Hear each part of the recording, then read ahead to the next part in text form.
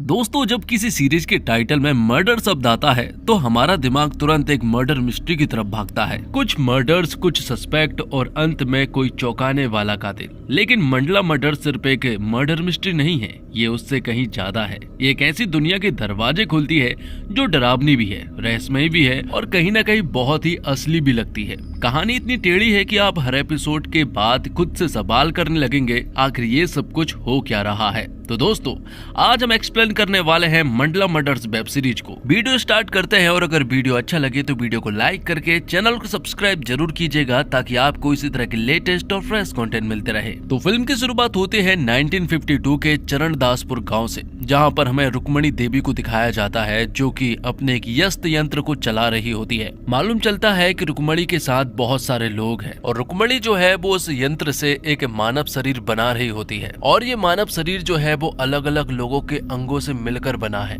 इस समय का रुक्मणी और उसके लोगों ने बहुत सालों तक इंतजार किया है और आज उन्हें ये करने का मौका मिला है। लेकिन दूसरी तरफ गांव वाले जो है वो भड़के हुए हैं क्योंकि कुछ समय से ही गांव में बहुत सारे लोगों की जानें जा रही है और उन्हें ऐसा लगता है कि ये दरअसल में रुक्मणी के काले जादू की वजह से हो रही है, जिस वजह से वो रुक्मणी और उसके काले जादू के साथ साथ सारे लोगों को खत्म करना चाहते हैं। लेकिन ये बात रुक्मणी को मालूम चल जाती है तो अब गांव के सभी लोग जो है वो रुक्मणी के यहाँ पर आने वाले थे और अब रुक्मणी के पास बहुत कम समय बचा हुआ है उस शरीर को जिंदा करने के लिए। तो रुक्मणी अपने सभी लोगों से कह देती है कि ये एक आखिरी समय है, अपना पूरा जोर लगा दो क्योंकि इसके बाद हमें सदियों तक समय नहीं मिलने वाला है। गांव के लोगों को यहाँ पर रुक्मणी के लोग रोकने लगते हैं। दूसरी तरफ यहाँ एक मणि होती है जिसे रुक्मणी उस मानव शरीर की छाती पर लगा देती है, लेकिन तभी अचानक से उस मानव शरीर में आग लग जाती है, जिस वजह से यहाँ पर रुक्मणी का सपना अधूरा रह जाता है और अब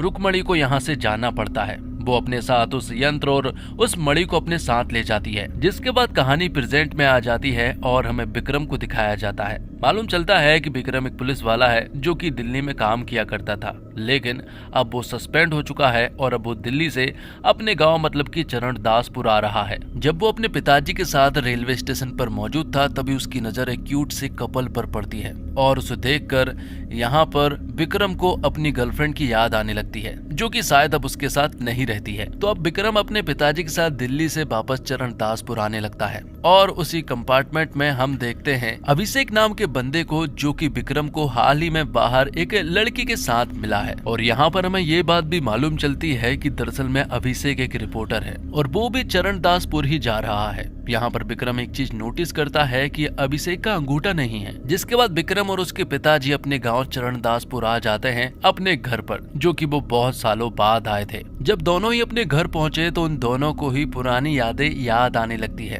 जिसमें हमें एक फ्लैशबैक का सीन दिखाया जाता है जब विक्रम और उसकी फैमिली जो है वो काफी हैप्पी रहा करती थी। उस वक्त विक्रम के ऊपर माँ का साया भी था और उसका एक छोटा भाई पवन भी था। लेकिन एक दिन जब विक्रम और पवन अपनी स्कूटी से कहीं पर जा रहे होते हैं तभी अचानक से उनकी स्कूटी का एक्सीडेंट हो जाता है, जिस वजह से पवन को बहुत ज्यादा गंभीर चोटें आ जाती है। उसे तुरंत ही हॉस्पिटल ले जाया जाता है, लेकिन हम देख पाते हैं कि पवन तब नहीं बच पाया था। वो इस गम से ठीक तरह से उभरे भी नहीं थे कि तभी उन्हें एक बात और मालूम चली कि विक्रम की माँ भी उन्हें छोड़कर जा चुकी है। उनका कोई भी अता पता नहीं है कि अब वो कहाँ पर मौजूद है। तो 20 साल पहले विक्रम के भाई की मौत हो चुकी थी और 20 साल से विक्रम की माँ लापता है। जिसके बाद हमें वेंकट नाम के एक बंदे को दिखाया जाता है जो कि अभिषेक के पास कॉल करता है। वो उसे बताता है कि मुख्यमंत्री के कुछ लोग हैं जो कि सुजय और विजय के साथ डील कर रहे हैं, जिस वजह से यहाँ पर अभिषेक तुरंत ही उस जगह पर पहुंचता है जहाँ पर की डील चल रही होती है। वो तुरंत वहां पर पहुंचकर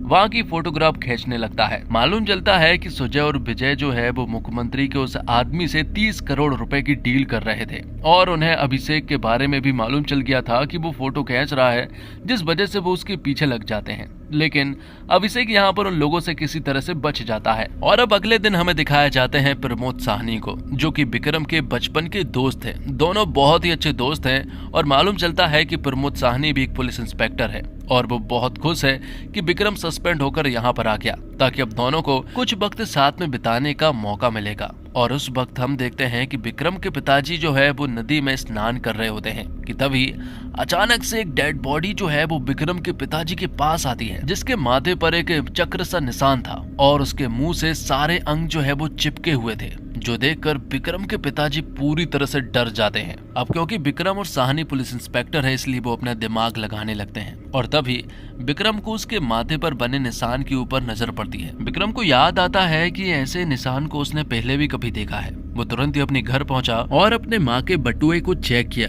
जिसमें एक सिक्का था और उस सिक्के पर भी ऐसा ही निशान बना हुआ था। अब रात को विक्रम और साहनी जब दोनों बैठे हुए थे, तब विक्रम साहनी को ये बात बताता है और वो उसे ये भी बताता है कि मैं अपनी माँ को हमेशा ढूंढना चाहता था। उसे ऐसा हमेशा लगता था कि मेरे पिताजी ने माँ को ढूंढने की कभी कोशिश नहीं की, लेकिन अब ऐसा लगता है कि शायद माँ अपनी मर्जी से गायब हुई है। तब साहनी बताता है कि मुझे तेरे घर में हमेशा बेटे की तरह प्यार मिला है, इसलिए मैं अभी भी चाहता हूँ कि हम दोनों मिलकर आंटी को ढूंढें। जिसके बाद हमें अनन्या भारद्वाज को दिखाई जाती है, जो कि एक पॉलिटिशियन है और उनके एरिया में उनका अच्छा खासा दबदबा भी है। उन्हें पॉलिटिक्स के दांवपेच खेलना बहुत ही अच्छे से आता है। साथ ही हमें अनन्या भारद्वाज के पति जयराज भारद्वाज को दिखाया जाता है, जिनकी आधी बॉडी जो है वो पैरालाइज हो चुकी है, मतलब कि कमर के नीचे का हिस्सा काम नहीं करता है, लेकिन जयराज की जबान बहुत चलती है। जयराज और अनन्या के बीच में बिल्कुल भी नहीं बनती है और जयराज अनन्या की जगह लेना चाहता है, लेकिन पैरालाइज होने की वजह से ये हो न सका। तो भाई अनन्या की पॉलिटिक्स में अच्छी पकड़ है,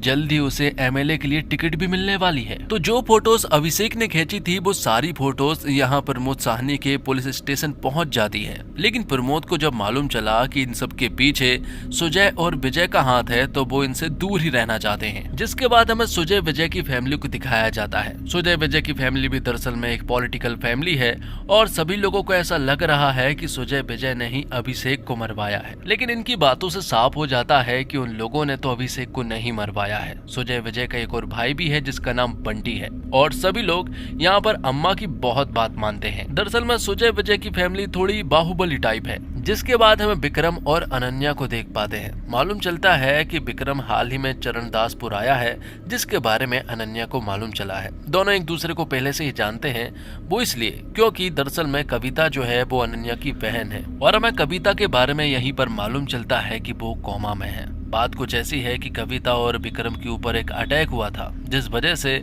कविता जो है वो कोमा में चली गई थी और अभी तक वो बाहर नहीं आ पाई है। लेकिन विक्रम जो है वो अनन्या को कविता से भी पहले से जानता है। अब अनन्या जब अपने असिस्टेंट वेंकट के साथ कहीं पर जा रही होती है, तब अनन्या वेंकट से कहती है कि जो अभिषेक का मर्डर हुआ है उसके पीछे सुजय और विजय को अरेस्ट करवा दो और बंटी के पास ये खबर पहुंचा दो कि पुलिस उनका एनकाउंटर करने वाली है। बात कुछ ऐसी है कि बंटी जो है वो थोड़ा बददिमाग है, जिस वजह से अनन्या ने ये चाल चली है। तो अब पुलिस वाले सुजय और विजय को अरेस्ट कर लेते हैं। वो उसे जब पुलिस स्टेशन ला रहे होते हैं कि तभी एक कार से यहाँ पर बंटी आ जाता है और वो यहाँ सुजय और विजय को बताता है कि पुलिस जो है वो आज उनका एनकाउंटर करने वाली है, जिस वजह से सुजय विजय के लोग और पुलिस वालों के बीच में गोलीबारी शुरू हो जाती है और इसी गोलीबारी में एक कांस्टेबल मारा जाता है। अब आगे हम देखते हैं अनन्या भारद्वाज को, जो कि सीएम के पास आती है। सीएम को बहुत अच्छे से मालूम है कि हाल ही में पुलिस वालों के ऊपर जो अटैक हुआ है उस सब के बारे में अनन्या को बहुत अच्छे से मालूम है और तो उन्हें ये भी मालूम है कि इन सब में उसका भी जरूर हाथ होगा।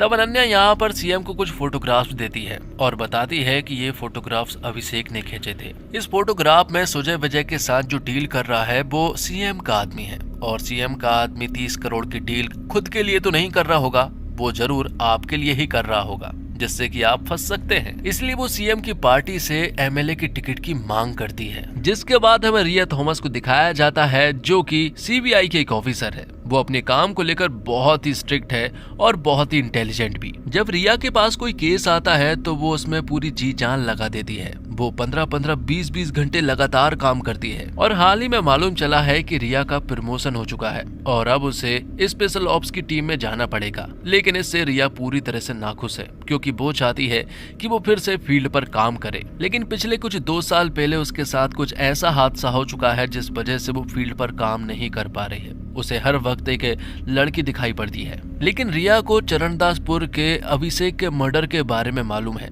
उसने उस पर अच्छी खासी स्टडी भी की है, इसलिए वो चाहती है कि वो चरणदासपुर के केस पर काम करे, जिसे परमिशन भी मिल जाती है। तो भाई चरणदासपुर में विक्रम अपने पिताजी से उर्मिला काकी के बारे में पूछता है कि हमारे साथ ही एक काकी भी रहा करती थी और उनका एक लड़का था बबलू, जिसके साथ में खेला करता था। अब वो कहाँ पर है आपको मालूम है? लेकिन उन्हें तो कुछ भी नहीं मालूम था। लेकिन विक्रम को मालूम चलता है कि अभिषेक का नाम बबलू है और बबलू ही वहाँ विक्रम के साथ बचपन में खेला करता था, जिस वजह से अब वो अभिषेक के घर पर पहुँचते हैं। उसके घर पर पहुंचने के बाद उन्हें ज्यादा कुछ तो नहीं मिलता, लेकिन यहाँ पर उन्हें कुछ खून के दाग मिलते हैं, जिससे कि ये साबित होता है कि यहीं पर बबलू के सारे बॉडी पार्ट्स काटे गए और उन्हें जोड़कर नदी में फेंका गया था। तो बबलू के सारे बॉडी पार्ट्स को उसके सर में जोड़ दिए गए थे, लेकिन उसका धड़ गायब था। जिसके बाद 20 साल पहले का सीन दिखाया जाता है। मालूम चला था कि जब पवन की हालत बहुत ही ज्यादा नाजुक हो चुकी थी, तब विक्रम की माँ उर्मिला काकी के साथ पवन को लेकर बरुना जंगल में गई थी। वहाँ वो एक बाबा से मिली और बाबा के पास एक यंत्र था, जिसमें सिक्का डालने के बाद लोगों को वरदान मिलता था। लेकिन इससे पहले उन्हें उस यंत्र में अपने अंगूठे को डालना पड़ता था और अपने अंगूठे की आहुति देनी पड़ती थी। तो यहाँ पर विक्रम की माँ ने भी ऐसा ही किया। वो उसमें एक सिक्का डालती है और अपने अंगूठे को उस यंत्र में डाल देती है। उन्होंने वरदान क्या मांगा ये तो नहीं बताया गया, लेकिन बाहर हम उर्मिला काकी को बहुत ही बुरी हालत में जख्मी देख पाते हैं। तो ये कहानी 20 साल पहले की चल रही थी। अब कहानी कुछ साल आगे आती है और हम देखते हैं सुजय और विजय को। उनके पीछे कुछ लोग पड़े हुए हैं, क्योंकि उस वक्त सुजय और विजय इतने शक्तिशाली नहीं थे। ये बात सुजय और विजय की अम्मा भी बहुत अच्छे से जानती है। उन्हें मालूम है कि अगर उसने कुछ नहीं किया तो सुजय विजय को वो पावरफुल आदमी मार डालेगा, इसलिए उन्हें कुछ न कुछ करना ही था। इसलिए वो एक औरत के पास गई और उस औरत से अम्मा ने एक सिक्का लेकर आई। ये सिक्का वही है जिसे उस यंत्र में ढाला जाता है। जिसके बाद अम्मा जो है वो उसी बाबा के पास गई और उनसे वरदान लेने पहुंच गई। अम्मा ने सिक्के को उस यंत्र में डाला और वरदान मांगा कि सुजय और विजय की जान बच जाए और जो उनके पीछे पड़े हुए हैं उनकी जान चली जाए। जिसके बाद अम्मा अपनी अंगूठे की आहुति दे देती है। दूसरी तरफ हम देखते हैं कि वरदान मिलने के बाद जब सुजय और विजय के ऊपर अटैक हुआ तो अचानक से यहाँ पर बहुत सारी मधुमक्खी आ जाती है और ये मधुमक्खी सिर्फ और सिर्फ उन लोगों को ही मार रही थी। सुजय और विजय को 1% भी हानि नहीं हुई थी। दूसरी तरफ हम उस पावरफुल आदमी को खाना खाते हुए देख पाते हैं और अचानक से उसे अटैक आ जाता है। मतलब कि बाबा का वरदान बिल्कुल सही हुआ था। तो अब कहानी प्रेजेंट में आ जाती है, जहां पर हम रिया थॉमस को देख पाते हैं जो कि चरणदासपुर आ जाती है, क्योंकि अब वो यहाँ अभिषेक के उस मर्डर मिस्ट्री पर काम करने वाली थी। यहाँ पर प्रमोद साहनी जो है वो उन्हें लेने के लिए आता है। दरअसल में प्रमोद साहनी को रिया थॉमस के लोगों की व्यवस्था करने के लिए पहुंचाया गया था। तो होटल तो नहीं मिल रहे थे और बच्चों के स्कूल भी बंद थे, तो उन्होंने स्कूल को ही सीबीआई का ऑफिस बना दिया था। जिसके बाद हम देखते हैं विक्रम को, जो कि अभिषेक मतलब कि बबलू की पत्नी से मिलने के लिए आता है। पर उसने उन्हें ये नहीं बताया है कि वो एक पुलिस वाला है, बल्कि उसने ये बताया है कि वो इंश्योरेंस वालों की साइड से आया है और पैसों की बात करनी है। साथ ही उसे नॉमिनी के बारे में भी बात करनी है कि बबलू की माँ कहाँ पर रहती है। तब यहाँ पर विक्रम को बबलू की माँ का एड्रेस मिल जाता है। दूसरी तरफ हम देखते हैं कि सुजय और विजय अभी भी प्रॉब्लम में थे। बात कुछ ऐसी है कि अभिषेक के मर्डर का इल्जाम जो है वो लोगों के ऊपर ही आ रहा था, जिस वजह से अम्मा कहती है कि अब वक्त आ गया है कि हम एक और वरदान मांगे। लेकिन वरदान वाली बात उनके बच्चों को झूठी लगती है। लेकिन विजय कहता है कि अम्मा जो बोलेगी वही होगा। अब रिया वहाँ अनन्या के घर पर पहुंच जाती है उससे मिलने के लिए, लेकिन अनन्या तो बहुत ज्यादा बिजी थी और उसकी एक मीटिंग भी थी, जिस वजह से उसे यहाँ से जाना था। लेकिन रिया उससे कहती है कि हम साथ में चलते चलते बात कर लेंगे। दरअसल में यहाँ रिया को शक है कि कहीं ना कहीं अभिषेक का कनेक्शन अनन्या से भी था। रिया बताती है कि कुछ 3 साल पहले आपका असिस्टेंट वेंकट जो है वो अक्सर अभिषेक से मिला करता था। अनन्या साफ साफ कह देती है कि वो एक फोटोग्राफर था और हमारी पार्टी में कुछ फोटोग्राफर्स की जरूरत थी, इसलिए वेंकट ने उसे हायर किया था। जब वो दोनों बातें कर ही रहे होते हैं कि तभी अचानक से यहाँ पर सुजय और विजय के लोग जो है वो इनके ऊपर अटैक कर देते हैं। लेकिन उन्हें ये बात नहीं मालूम है कि अनन्या के साथ रिया भी मौजूद है, जो कि सीबीआई की एक ऑफिसर है। यहाँ पर रिया अकेले ही सुजय विजय के लोगों को बुरी तरह से पीट देती है और जब सुजय विजय के लोग पूरी तरह से जख्मी पड़े हुए थे तब यहाँ पर अनन्या कहती है कि यहाँ से हमें तुरंत ही चलना चाहिए। लेकिन तभी रिया को वही छोटी बच्ची दिखाई देने लगती है जो कि उसे हमेशा दिखाई देती है, जिस वजह से एक आदमी जो है वो रिया के सर पर वार कर देता है और उसे बेहोश कर देता है। वहाँ अनन्या यहाँ से रिया को छोड़कर जा चुकी थी। दूसरी तरफ हम देखते हैं विक्रम जो कि बबलू की माँ के घर पर पहुँच जाता है। मालूम चला है कि 20 साल पहले बबलू की माँ के साथ जो कुछ भी हुआ था उससे वो आज तक नहीं उभर पाई है। लेकिन विक्रम यहाँ पर कुछ टेप चलाता है जिससे कि यहाँ पर बबलू की माँ को कुछ चीजें याद आती है और उन्हें विक्रम की माँ के बारे में भी याद आता है कि वो वरुणा जंगल में गए थे पवन को लेकर, लेकिन वहाँ अचानक से उसके ऊपर हमला हुआ था। यहाँ पर वो वरदान के बारे में भी बताती है कि वरुणा जंगल में ही वरदान मिलता है उस बाबा के द्वारा। दूसरी तरफ सुजय और विजय जब यहाँ पर आते हैं तो उन्हें मालूम चला कि रिया थॉमस एक CBI ऑफिसर है। ये देखकर तो अब वो पूरी तरह से हैरान रह चुके थे,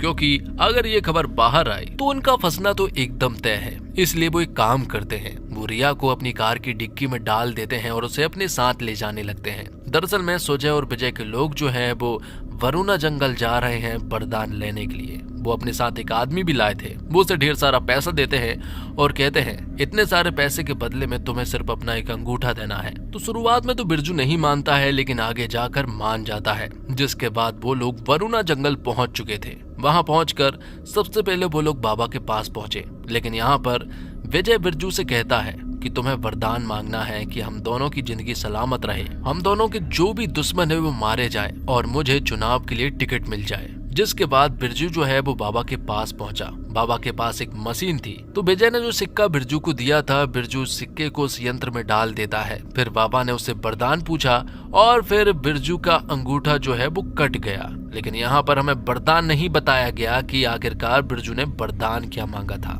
लेकिन बाहर हम देखते हैं कि अचानक से लोगों के ऊपर अटैक होने लगते हैं। विजय और सुजय के साथ जो लोग आए हुए थे वो लोग मरने लगते हैं और फिर अचानक से यहाँ पर एक जहरीली गैस उत्पन्न होती है, जिस वजह से सुजय और विजय के शरीर के सारे बॉडी पार्ट काम करना बंद कर देते हैं। और फिर एक नकाबपोश एक शख्स आता है जो कि दोनों भाई के हाथों को काट देता है और फिर उन्हें जान से भी मार देता है। जिसके बाद वो अनजान इंसान बिरजू के पास आया अपनी तलवार को लेकर, लेकिन बिरजू ने अपना कटा हुआ अंगूठा दिखा दिया, जिस वजह से वो अनजान इंसान जो है वो उसे छोड़कर चला जाता है। लेकिन ये देखकर बिरजू बहुत ही ज्यादा घबरा गया था और ये सारी चीजें डिक्की में बंद रिया सारी चीजें सुन रही थी। और फिर तभी हम देखते हैं विक्रम को, जो कि बबलू की माँ की बातें सुनने के बाद वरुणा जंगल आ गया था और उसने यहीं पर घबराए हुए बिरजू को देखा और उसने ये भी देखा कि डिक्की से कोई आवाज आ रही है। वो तुरंत ही रिया को बाहर निकालता है। रिया बताती है कि वो CBI की ऑफिसर है, तो वहीं विक्रम बताता है कि वो भी दिल्ली पुलिस से है। तब यहाँ दोनों ने देखा कि बिरजू बहुत ज्यादा घबराया हुआ है और फिर बाद में वो लोग सुजय और विजय की लाश के पास पहुंचे, जिनके चारों तरफ एक आग से घेरा बना हुआ था और उन दोनों की डेड बॉडी वहां पर पड़ी हुई थी, जिनके पास उनके खुद के हाथ नहीं थे। और इसी के साथ मंडला मर्डर्स के एपिसोड 1 और 2 यहीं पर समाप्त होते हैं। उम्मीद करता हूँ आपको ये वीडियो पसंद आई हो तो लाइक जरूर कीजिएगा ताकि आपको आगे के एपिसोड जल्द से जल्द मिल सके, और चैनल को भी सब्सक्राइब कीजिएगा ताकि आपको इसी तरह के लेटेस्ट और फ्रेश कंटेंट मिलते रहे। मिलते हैं अगले एपिसोड के साथ, तब तक के लिए आप हमारे चैनल के साथ बने रहिए। धन्यवाद। जय हिंद, जय भारत, जय श्री राम।